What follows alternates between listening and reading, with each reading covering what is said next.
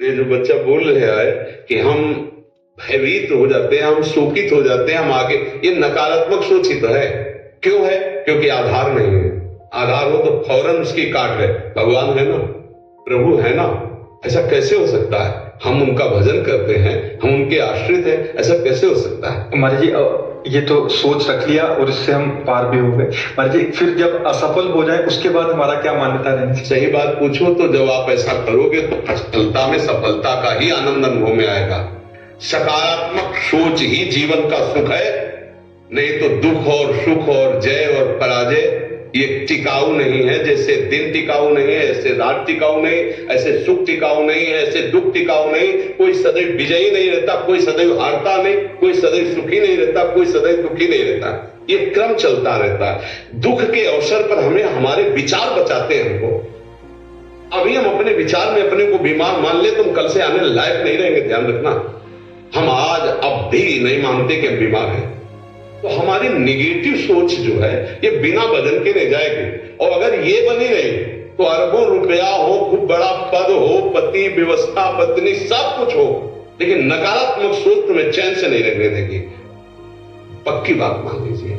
इसको सुधारना है तो सत्य पे आइए, धर्माचरण कीजिए, पवित्र चरित्र रखिए और नाम जप कीजिए। आपकी सोच बदल जाएगी। देखो, आपकी सोच अच्छी है तो आप थोड़ा कम पैसे वाले भी है ना, गरीब भी है, तो मस्त रहेंगे। सोच सही नहीं है तो चाहे आपके पास अरबों रुपया हो, आपका जीवन नरक जैसा रहेगा, क्योंकि आपकी सोच अशांति, कलह, नाना प्रकार की वासनाओं में, खेल में फंसाकर आपको नष्ट कर देगी। तो हमें लगता है कि बिना अध्यात्म के चिंता, भय, शोक इसका दूर होना बहुत कठिन है।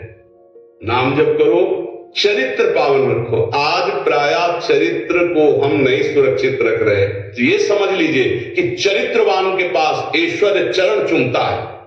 चरित्रहीन चाहे आप जितना धन एकत्रित कर ले, शांति और सुख का अनुभव नहीं कर सकते।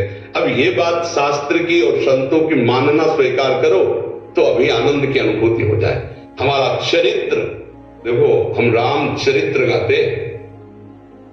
राम जी रघुवंश में प्रकट हुए, रावण उत्तम कुल कुलस्त करना थी, ब्राह्मणत्व उत्तम कुल कुलस्त करना थी, लेकिन चरित्रहीन हो गया तो राक्षस कहा गया।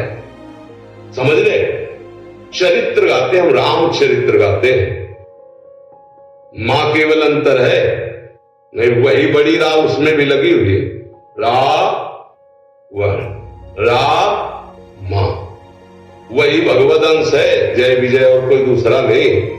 ये लीला करके दिखाया कि एक चरित्रहीन हो गया तो राक्षस है, चरित्रवान वही भगवान, सब में भगवान है। वही लीला कर रहे। देखो, हम अपने चरित्र को पावन रखें, हम धर्म से चले, नाम जप करें, तो अब कहीं भी आपके अंदर नकारात्मक भाव आपको परास्त नहीं कर सकता। ये हमारा अध्यात्म का अनुभव की बात है। नहीं तो क्या कर दिया जाए जिससे आप बच सकते हो? सोचो, आपको क्या मिल जाए? एक ऐसा शब्द बोल दो जिससे आप निर्भय, निश्चिंत और निष्ठोक हो सकते हैं। एक बोलो कि ये मिल जाए तो मैं बिल्कुल निश्चिंत हो जाऊंगा और आपसे कोई कामना नहीं करूंगा। बोलो, कोई एक बात बोलो। नहीं बोल सकते, क्योंकि एक के साथ हजारों बातें लगी हुई है। एक केवल वो है कि परमात्मा मिल जाए तो फिर सब कुछ। जिसके पाने के बाद कुछ पाना बाकी नहीं रहता, जिसके जानने के बाद कुछ जानना बाकी नहीं रहता, और जिसको अनुभव करने के बाद कोई भय नहीं रहता। 5 वर्ष के प्रहलाद जी हैं, त्रिभुवनपति हिरण्यकश्यप है, सकारात्मक सोच है, मेरा हरि मेरी रक्षा कर रहा है, बाल बांका भी नहीं कर पाया, नहीं कर पाया। हाँ, अगर हमारी कभी पराजय होती तो उस समय भगवान इतना बल देते हैं, इतना सुख देते हैं कि वो पराजय क्षण में नष्ट हो जाती है, हमें शोक नहीं होता। देखो, बड़े बड़े भक्तों को पराजय का मुख देखना पड़ा। धर्मराज युधिष्ठिर अभिषेक हुआ, इंद्रप्रस्थ के सिंहासन पर चक्रवर्ती सम्राट पद पर बैठे, कपटियों ने कपट करके परास्त किया। 12 वर्ष का वनवास, 1 वर्ष का अज्ञातवास, परिणाम भारी कष्ट सहा। ऐसे महारथियों को छुप के रहना पड़ा, लेकिन परिणाम फाइनल पे आए तो चक्रवर्ती सिंहासन पर महाराज युधिष्ठिर ही बैठे, उनके कुल में कोई नहीं रह गया। सब विनाश को प्राप्त हो गए। तो हमें लगता है धर्माचरण, भगवद आश्रय, पराजय कभी होती भी है तो वो विजय की ही आशा पुष्ट करती है, और भगवान इतना बल देते हैं कि पराजय उसे दुख नहीं दे पाती है। इसलिए हमें नाम जप करना चाहिए, भगवद आश्रित होकर के अध्यात्म को समझना चाहिए। आज हमारे नवीन बच्चे अध्यात्म को नहीं समझ रहे, तो बड़ी आचरण में बड़ी अपवित्रता आ चुकी है। आप देख लीजिए कैसे कैसे गंदे अपने जीवन को इन अवगुणों से युक्त कर लिया गया, व्यसन, व्यभिचार। अब ये अध्यात्म का ज्ञान ना होने के कारण अपना नाश कर रहा है। तो चरित्रहीनता, गुणहीनता और नकारात्मक सोचे, अगर इनको हमें ठीक करना है तो हमें बहुत सावधान रहना, हमें अपने चरित्र को बचाना है। आज हमारे बच्चों में चरित्र सुरक्षित नहीं रह पा रहा। आज बच्चों का जीवन बड़ा संकटपूर्ण जा रहा है। बात पक्की समझना, हमको जब ऐसी बात आती है तो हम दुखी होकर के बोलने लगते हैं कि आज हमारे राष्ट्र का जो ये नवीन भविष्य है, ये संकटपूर्ण परिस्थिति में जा रहा है। गर्लफ्रेंड, ये बॉयफ्रेंड, ये व्यसन, ये इनको चैन से नहीं रहने देंगे। नवीन नवीन अवस्था के बच्चे जब गंदे आचरणों में फंस जाते हैं, अब उनको ब्लैकमेल किया जाता है। वो अपने माँ बाप से बता नहीं सकते कि दूसरे से पहले घुटते रहते, और अगर ज्यादा घुटन आ गई तो अपने आप को। तो इसलिए हमें लगता है अध्यात्म को समझा जाए और नाम जप करते हुए चरित्र पावन रखा जाए। आपका इसमें कोई संशय? आप अच्छे आचरण वाले बने, खूब नाम जप करें और धैर्यपूर्वक विश्वास रखें कि भगवान मेरे साथ है।